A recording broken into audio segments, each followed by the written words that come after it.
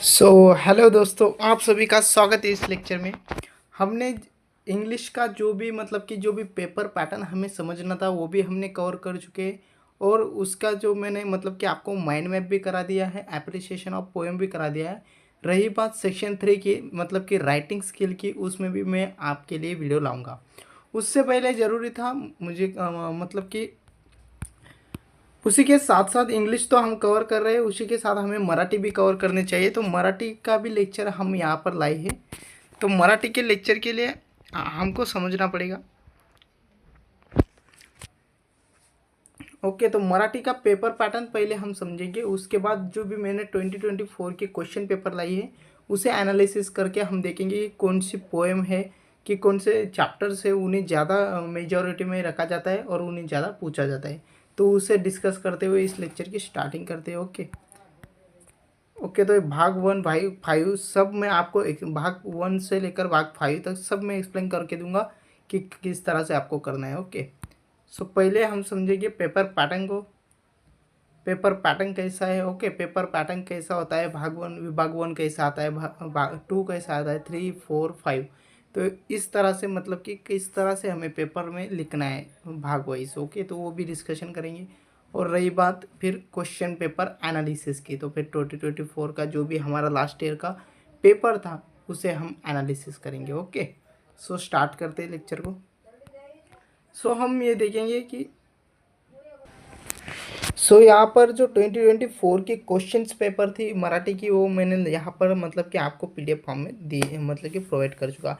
अब इस तरह से हम समझेंगे कि हमारा क्वेश्चन पेपर आता कैसे है। ओके, तो हम देखेंगे कि मराठी का जो क्वेश्चन पेपर आता है वो 80 मार्क्स का आता है और 3 हॉर्स के अंडर उसे हमें कंप्लीट करना होता है। ओके,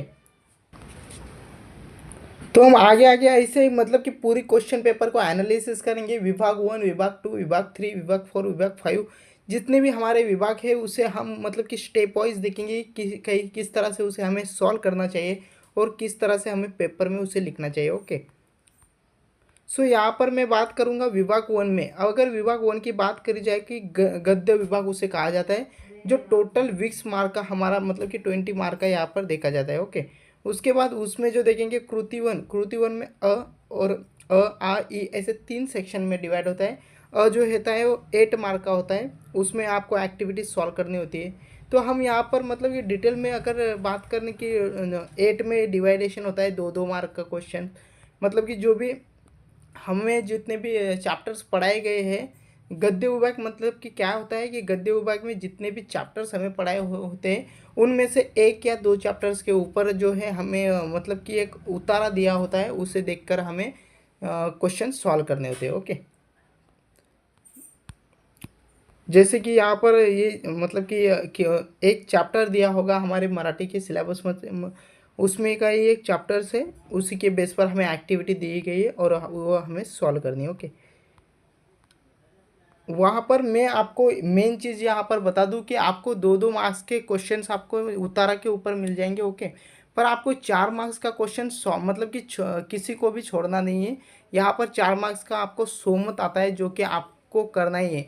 सोमत जो होते हैं आपके हाथ के मार्क्स होते हैं, आप जो भी आपने मन से लिखते हो उसका मार्क्स आपको यहाँ पर मिल जाता है। ओके, सो कि वाहन चालव तरी म्हणजे आपल्याला मराठीच बोलणे की फेवर्ड असन। ओके, तो मराठीतच मी याला एक्सप्लेन पण करतो।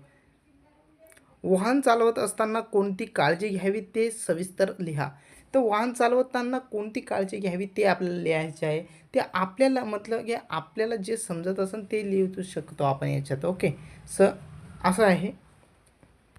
सोमत जे असतात आपल्या मनातलं काय आहे ते लिहायचं असतं आणि जो एक्झामिनर चेक करणारा असतो तो त्याला मार्क्स देतो, कारण ते आपल्या मनाचे असतात। तर हे 4 मार्क्स आपल्याला जाऊ द्यायचे नाही, हे 4 मार्क्स आपल्याला सिक्युअर करायचे। ओके, त्याच्यानंतर बघायचं आ मध्ये, तर आ मध्ये आपल्याला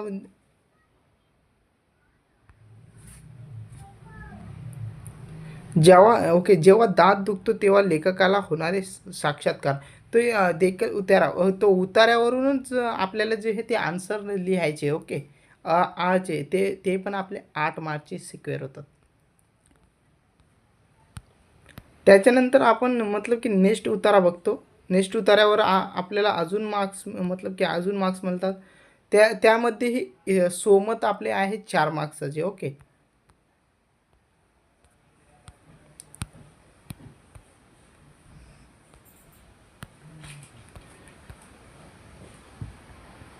त्याच्यानंतर या अशी ॲक्टिव्हिटीज सॉल्व करायची.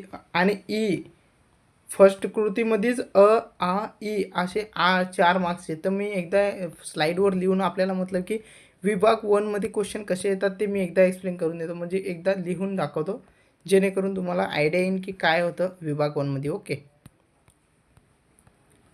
सो विभाग 1मध्ये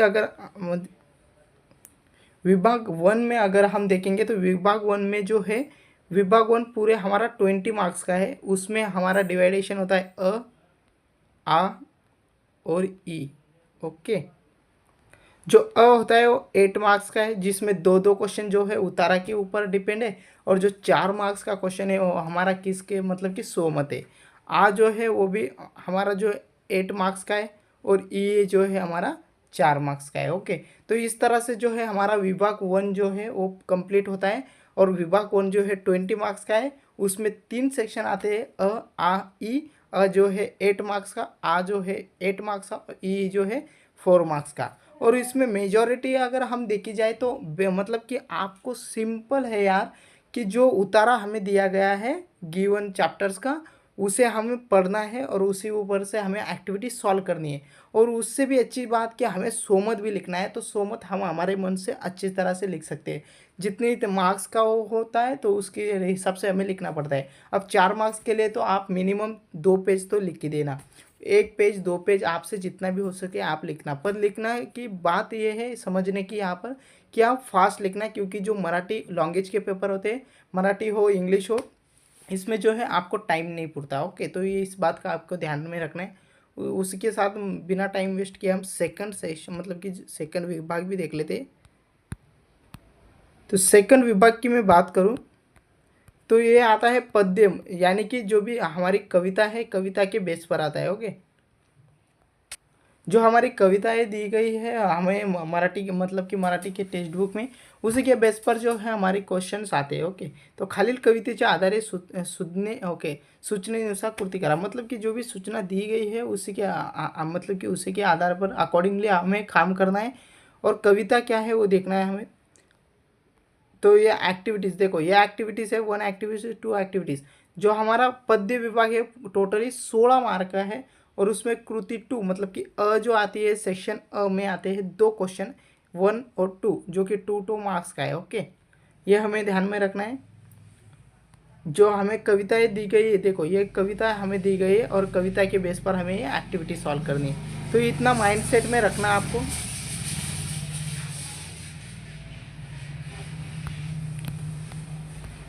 तो अब तो हमने देख लिया कि जो भी हमें कविता दी है उसी के बेस पर हमें जो एक्टिविटीज सॉल्व करने दी है वो हम सॉल्व कर सकते हैं. ओके. उसी के बेस पर 4 मार्क का आपका अभिव्यक्ती मतलब आपकी मतलब कि शहरातील बाल्यावस्थेचे जीवनाचे वर्णन तुमच्या शब्दात स्पष्ट करा. तर यामध्ये शहरातील मतलब की जे बाल्यावस्थेचे जीवनात्मक वर्णन आहे ते आपल्या शब्दात लिहायचे आहे. तर हे अभिव्यक्ती आहे, आपण हे आपल्या शब्दात लिहू शकतो. तर याचे मार्क्स एक्झामिनर आपल्याला देतोच, पण आपल्याला म्हणजे काय करायचं असतं की पेज जास्तीत जास्त लिहायचं असतं, जेणेकरून जो एक्झामिनर असतो तो आपल्याला मार्क्स जास्तीत जास्त प्रोव्हाइड करतो. ओके. तो हे आपल्याला लक्षात ठेवूनच लिहायचं की किती मार्काचा क्वेश्चन आहे, ज्या म्हणजे त्याच्या अकॉर्डिंग आपल्याला पेपर लिहायचा आहे, पेपरचे पेज लिहायचे आहे. आणि मी बोर्ड मतलब की प्रत्येक व्हिडिओमध्ये तुम्हाला सांगितलं आहे की बोर्ड एक्झाममध्ये तुम्ही काय लिहिताय याच्यापेक्षा महत्त्व तुम्ही किती लिहितात याला आहे. तर तुम्ही जास्तीत जास्त पेज भरण्याची मतलब की आपली जो हे म्हणजे तुमची पॉसिबिलिटी जी आहे जास्त पेज भरण्याची पाहिजे. ओके. हम मतलब की यामध्ये हम देखेंगे तो खालील ओळींचा अर्थ स्पष्ट करा. तर आपल्याला काय दिलं असेल की ओळी दिली असेल कविताची, त्याचे म्हणजे त्या ओळीचा अर्थ आपल्याला स्पष्ट करायचा आहे. ओके. तर त्याला समजून घ्यायचं, वाचून घ्यायचं आणि ते अर्थ आपण स्पष्ट करायचं. त्याच्यानंतर येते 4 मार्काला. तर इथं आपल्याला बघितलं कि 4 मार्काचे ई है हमारे. ओके. 8 मार्क्स और उसके साथ हो गया हमारा 8 मार्क्स के. तो एक बार ये स्लाइड पर देख लेंगे कि किस तरह से है. ओके.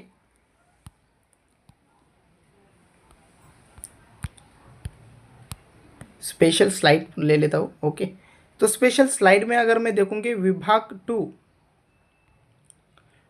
2 जो कि हमारा पद्य है, जो कि पूरी कविता के बेस पर है हमारा। उसमें देखेंगे हम, जो है 8 मार्क्स का है। अगर देखेंगे तो जो है हमारा 4 मार्क्स का है, और ई सेक्शन जो देखेंगे तो वो कितने का है, 4 मार्क्स का। तो ऐसे 16 मार्क्स, कंप्लीटली 16 मार्क्स का ये जो है हमारा विभाग 2 है। तो विभाग 2 जो भी पद्य है, जो भी मतलब कि 16 मार्क का है। ओके, तो टोटली 16 मार्क हमारे यहाँ पर होते हैं।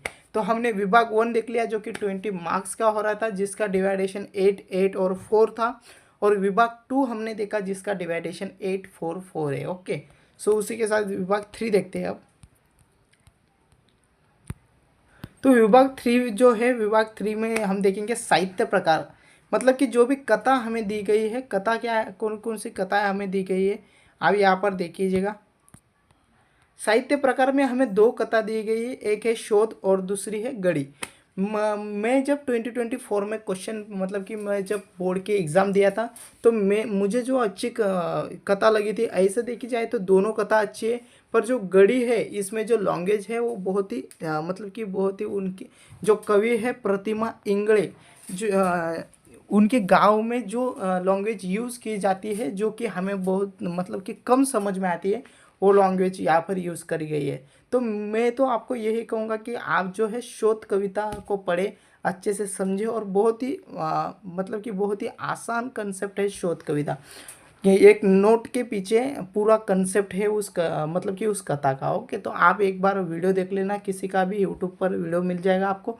आप एक बार वीडियो देखकर पढ़ लीजिएगा, तो आपको पूरी कविता जो है अंडरस्टैंड हो जाएगी और समझ जाएगी, और उसके रिलेटेड जितने भी क्वेश्चन आपके आएंगे आप इजीली सॉल्व कर पा रहे होगे। ओके, सो ये भाग 3 में आप शोध कथा जो है कर लेना। गढ़ी कथा जो है मैं आपको नहीं कहूँगा, अगर जिससे समझ आती है वो कर लेना, अगर जिसे नहीं समझ में आता तो नहीं करना। शोध कविता बहुत ही इजीली अंडरस्टैंड हो जाती है, और बहुत अच्छी से ये कंसेप्ट भी बहुत अच्छा है। ओके, तो आप अपने हिसाब से जो है शोध करो या गढ़ी करो, पर जो भी करो अच्छे से कर लेना। ओके, उसी के साथ तो साहित्य प्रकार में क्या आता है, कथा आती है। तो कथा हमें 2 कथा दी है, एक शोध है, एक गढ़ी है।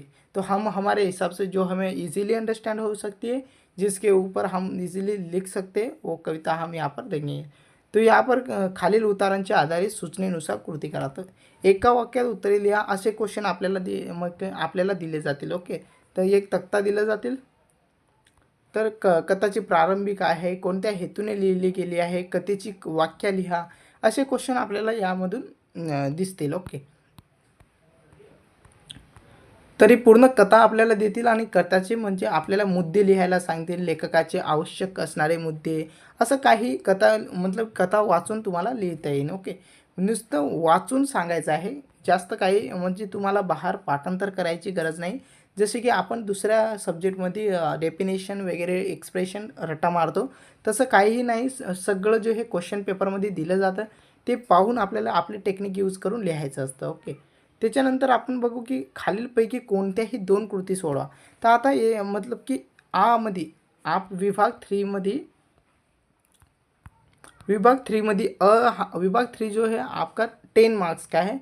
उसमें जो है वो है आपका 4 मार्क्स का। ओके, कृति 3 जो है 4 मार्क्स का है। ओके, मतलब जो है 4 मार्क्स का है, और उसी के साथ जो हमारा है, वो कितने मार्क्स का है, 6 मार्क का। तो 6 मार्क का और 4 मार्क्स का हमारा 10 मार्क्स का विभाग 3 होता है।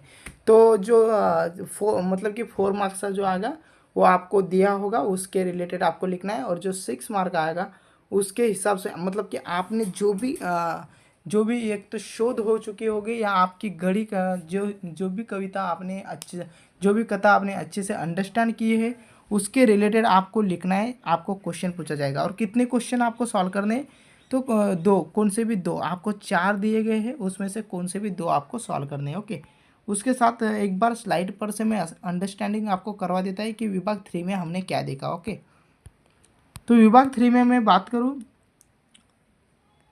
विभाग 3 जो है हमारी साहित्य कथा पर डिपेंड है।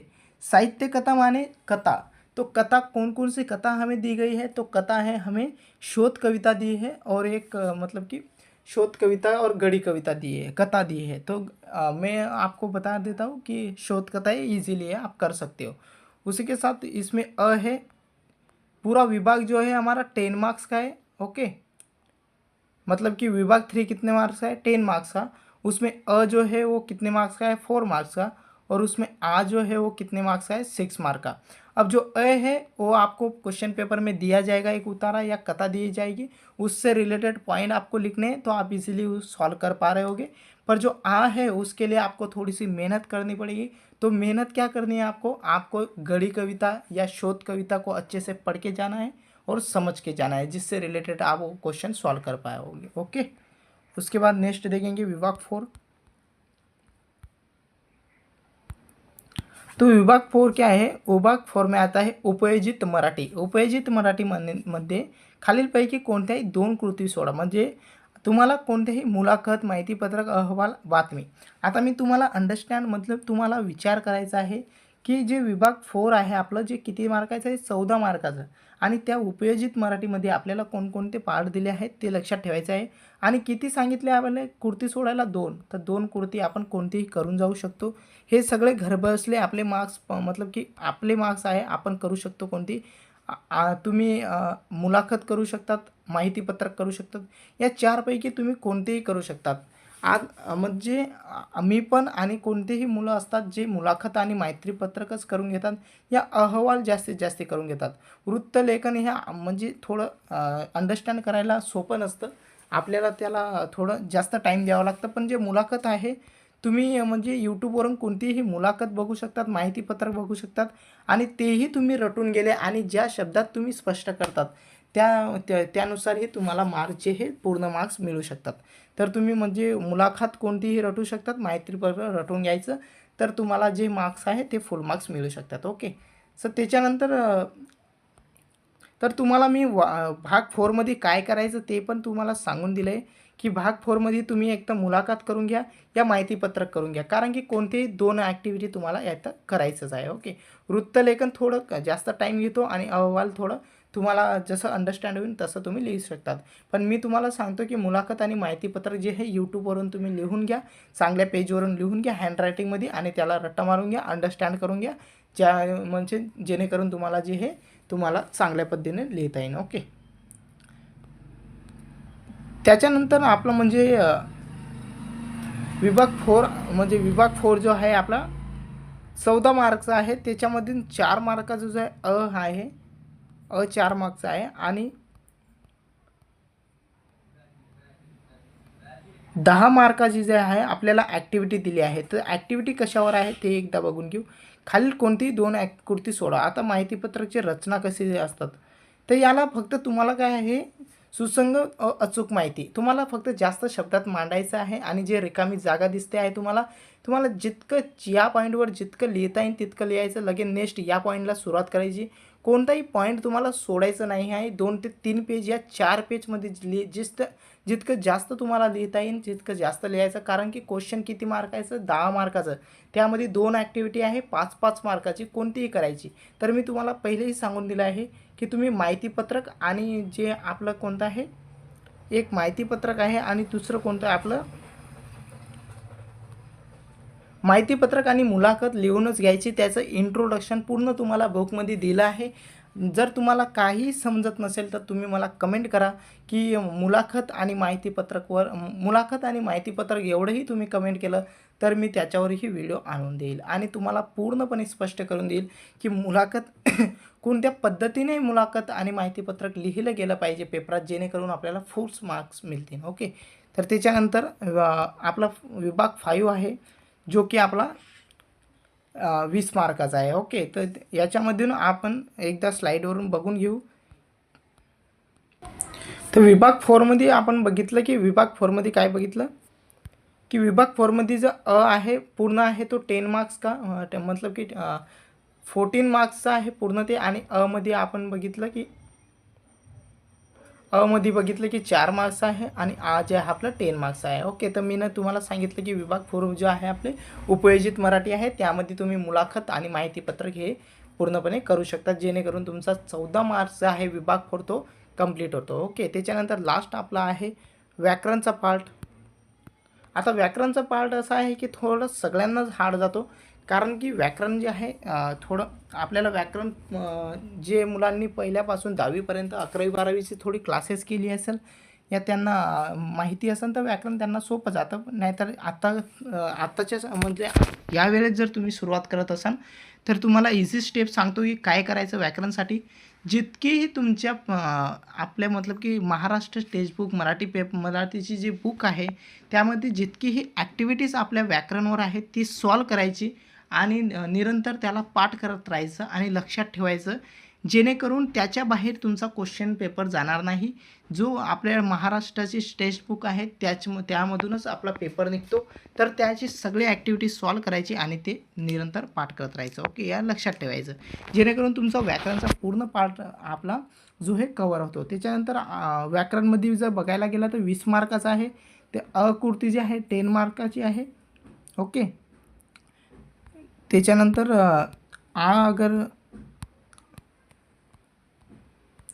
मध्ये बघितलं तर आ जो आहे आपला 10 मार्काचा आहे आणि त्याच्यामध्ये काय आहे तर 200 ते 250 शब्दांमध्ये आपल्याला काय लिहायचं आहे, निबंध लिहायचा आहे. तर एवढं आपल्याला लक्षात ठेवायचं आहे. निबंध कसं लिहायचं, तर माझा आवडता लेखक हे तर आपण म्हणजे 3री-5वीतून लिहत आलेलं आहे. माझा आवडता लेखक, नेता, निसर्ग माझा सखा. तर तुम्ही यामधून चांगले लिहू शकतात. आणि लक्षात ठेवा की 10 मार्काचा आहे तर किमान तुम्हाला 4 ते 5 पेज मिनिमम 4 पेज तर आपल्याला लिहायचंच आहे, जेणेकरून आपल्याला फुल मार्क्स जे आपल्याला सिक्वेअर आणि मिळतील. ओके, तर याला एकदा एक्सप्लेन करून घेतो स्लाईडवरून, मग नंतर मी तुम्हाला पूर्णपणे एकदा अजून सांगून देतो की काय असतं. ओके, तर आपण बघितलं की विभाग 5 जे आहे आपल्याला कोणता आहे, व्याकरण आणि लेखन, ज्यामध्ये किती मार्काचा आहे आपला विभाग 5 20 मार्काचा, ज्यामध्ये आपला आहे 10 मार्क्सचा ग्रामर म्हणजे व्याकरण, आणि आहे आपला 10 मार्क्सचा जेणेकरून आपल्याला त्याच्यामध्ये काय लिहायचं, निबंध लिहायचा आहे. ते आपल्याला सराव झालेले आहे. निबंध कसं लिहायचं जितकं लांबवता येईल तितकं लांबायचं. तर असं 20 मार्क्स इथं आपले सिक्युअर होतात. ओके, सो पहिल्यापासून मी तुम्हाला सांगितलं की मी पेपर पॅटर्नही तुम्हाला दावेल आणि 2024ची क्वेश्चन पेपरही ॲनालिसिस करेल. तर तुम्हाला पेपर पॅटर्नही समजून दिलं आणि क्वेश्चन पेपर कसे येतात तेही तुम्हाला सांगून दिलं. ओके, तर विभाग 1मध्ये आपण बघितलं. विभाग 1मध्ये आपण बघितलं की विभाग 1 किती मार्काचा आहे, 20 मार्क्स आहे आणि त्याच्यामध्ये आ ई असं येते 4 मार्क्सचा. ओके, विभाग 2 कसं येतं, तर विभाग 2 जे हे गद्य जे की 16 मार्क्सचा येतो ते आपण समजून घेतलं. विभाग 3 जे आहे जेणेकरून साहित्य म्हटलं की त्याच्यामध्ये आपल्याला शोध कविता ही करायची आहे, जेणेकरून आपले जे 10 मार्क्स आहे ते पक्केच आहे.